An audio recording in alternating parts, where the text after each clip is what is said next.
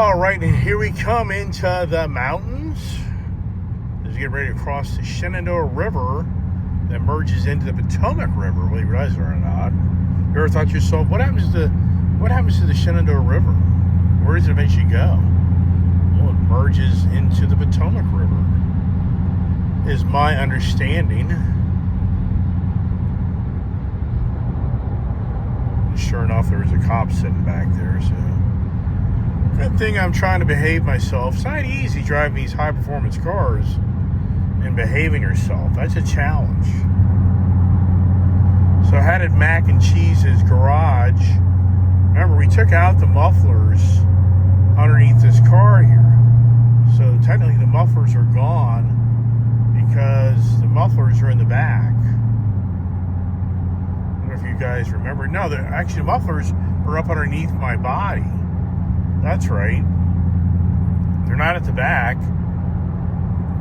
So we took like all the mufflers out, I thought. Thought I did, or maybe I didn't. See how quiet it is? Would you ever know I changed the exhaust? I mean, just, you would, but you wouldn't.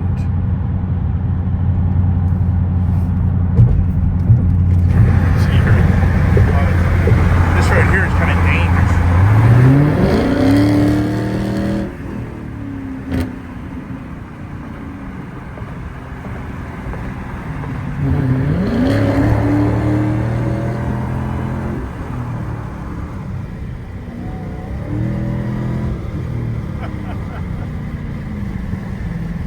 Oh, it's some fun, isn't it, huh? But I guess if you're behind me, you probably hear that more. That's my guess.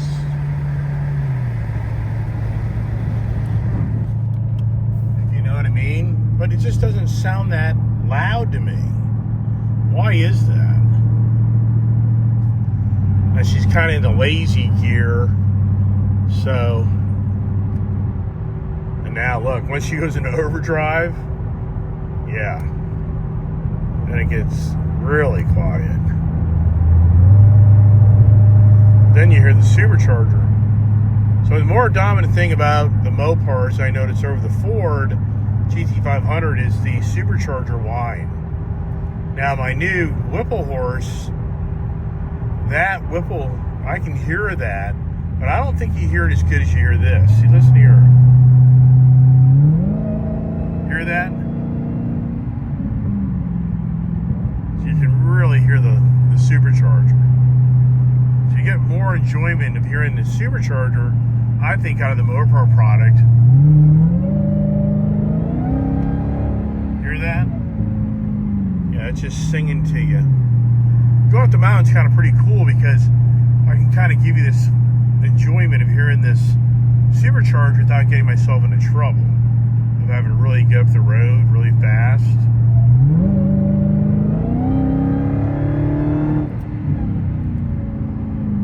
Yeah, let's see what our mileage is now. 17. So usually this car is really about a 17, 18 mile per gallon vehicle. Look at my range. 134 miles at half a tank. We're going up a hill. I've definitely been getting into it a lot, so there you go. As we crest the hill where Mount Weather Station is, the National Weather Service. This is where their facility is, their headquarters, whether you realize it or not.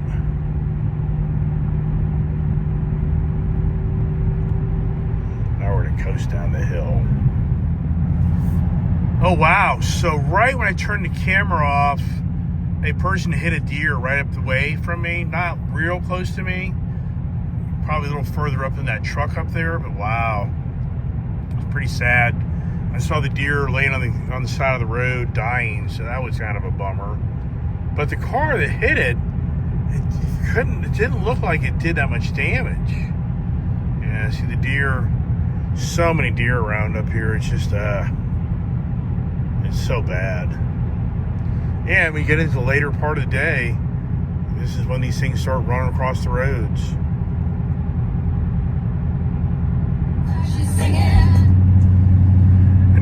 All right, so if you're on a nice long road trip, this thing does have cruise control, but not adaptive, which has always befuddled me. But it's because of that supercharger intercooler down below makes it a little bit more challenging to get that technology in there. But this is kind of how it is. I mean, it's a very comfortable road car. So it's the best of both worlds. You get a really comfortable road car, but then you get a performance vehicle out of it as well. What are Tim Kuniskis going to do with the Ram? See, Tim Kuniskis, really the guy that really brought the Hellcat to the marketplace and all the SRT and all the Mopar fun, who he actually retired this past summer, but now he's back after Carlos Tavares has stepped aside, but he's the president now of the Ram Jeep division. He's no longer with the Dodge side, but I wonder what he's going to do.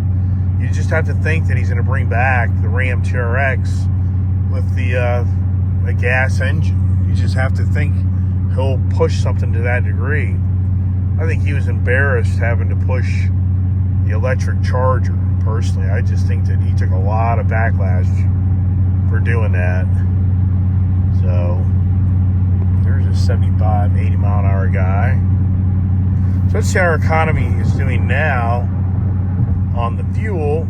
So 20. So see here, if you're just going across the country in this car and you're not getting into it, you'll get 20 plus miles per gallon out of this vehicle. Which I never have been able to do that in the Mustangs. I've said it numerous times. I could never get my GT500 to get any near the mileage that the Challenger and the Charger get, which is just so unbelievable.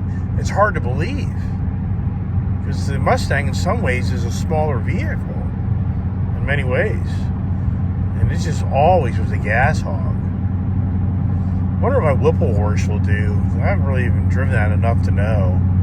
I need to drive that car, but it's been so cold, those tires, I just don't like exposing those summer performance tires in a really cold environment.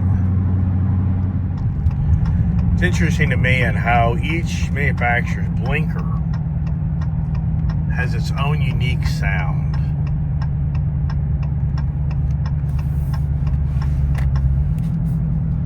Alright, I'm gonna head in the back ways, and the thing is, when I'm heading in the back way, it's all these damn deer, especially later in the day, which is kind of concerning. Alright, so here we go. Right here, so now, got a little bit of that exhaust note for you through here, see if I can get it for you. Yeah, not bad.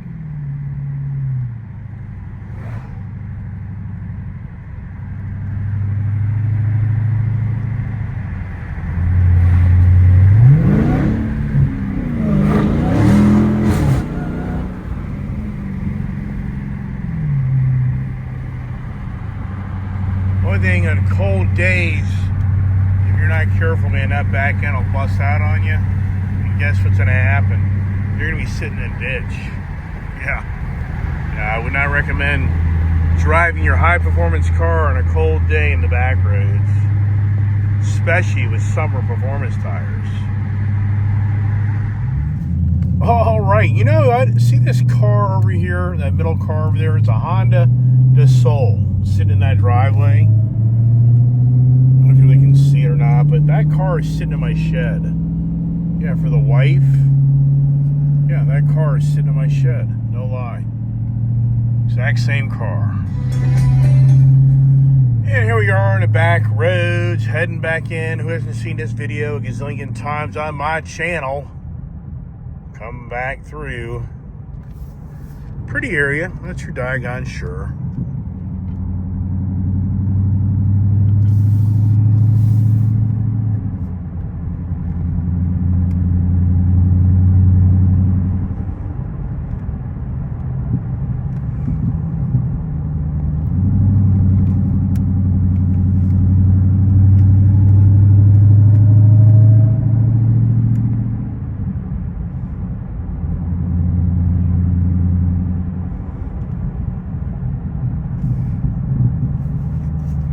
There's a little gurgle pop back there.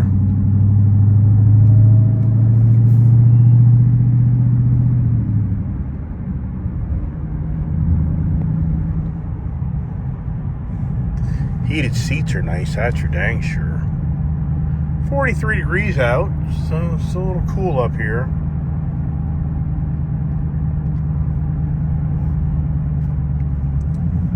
Got the cows a grazing. So we got some beef cattle people around this area.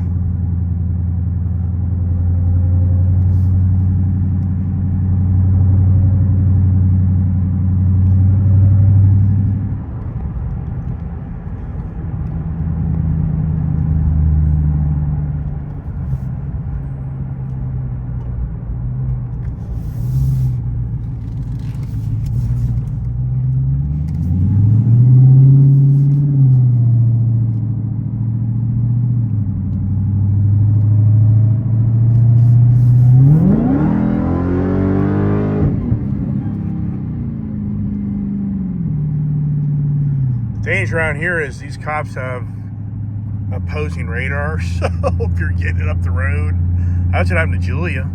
Julia's here in these back roads, and she got into it, and here comes a cop over the hill, and bam, just like that. Just like that. Reckless driving ticket. You get caught doing 20 over, it's automatic reckless. Yeah, that was she came home in tears that day driving that GT Mustang we used to have, the Vapor Blue one that I modded. Yeah. Yes, that was a hard lesson, but a good one, because she now knows that if you think you can haul ass down these back roads and you don't think you get yourself in trouble, good old sheriff comes around that corner, you're done.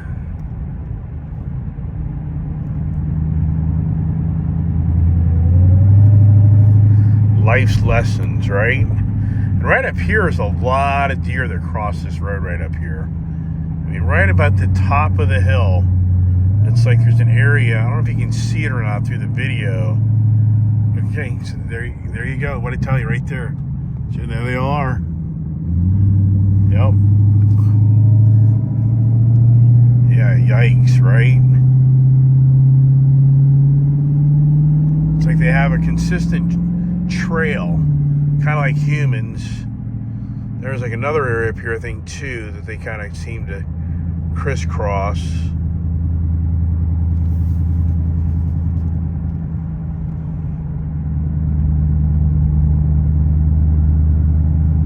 Now it's all downhill from this point on. Now we get the little gurgle pop.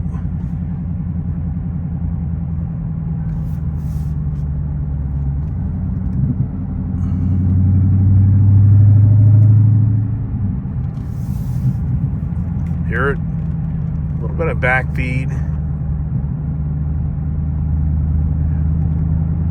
So on the one side of the road, these are the poor people. On the other side of the road is all the rich people. It's that radical.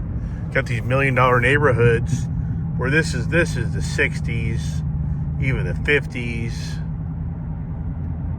It's interesting how it's just imposing sides of the road. From the poor to the rich.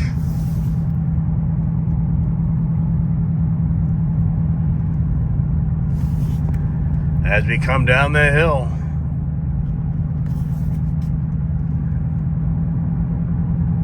Heading back to the ICE compound. Apparently a kid did a lot of training with the puppies today. Because she texted me about 2 hours later. She's going to go to the gym.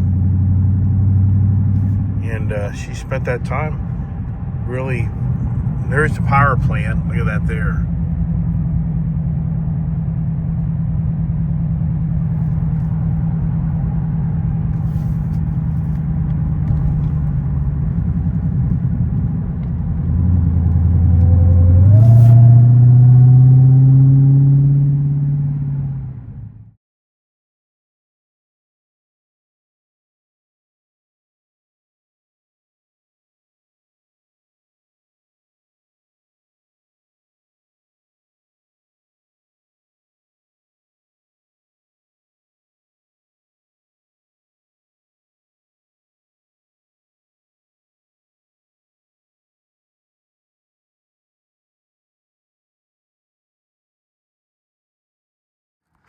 Well, let's see what the kid left me for the chaos in the house. Does the dogs behave? Is anybody home? Would you ever know? You wouldn't. And there's a bunch of puppies in here, so let's go check it out and see what I have as a surprise today. And did they know? They're into something. Hey, puppies! Yeah, so now what are you into? Oh, you're into everything as you always. Oh, hey there, pups. How are you? What you doing? Playing with my clothes? Oh, that's the kids' clothes. All right, so come on, let's get out. Come on, let's go. Come on, puppies. So there you go. So I lucked out.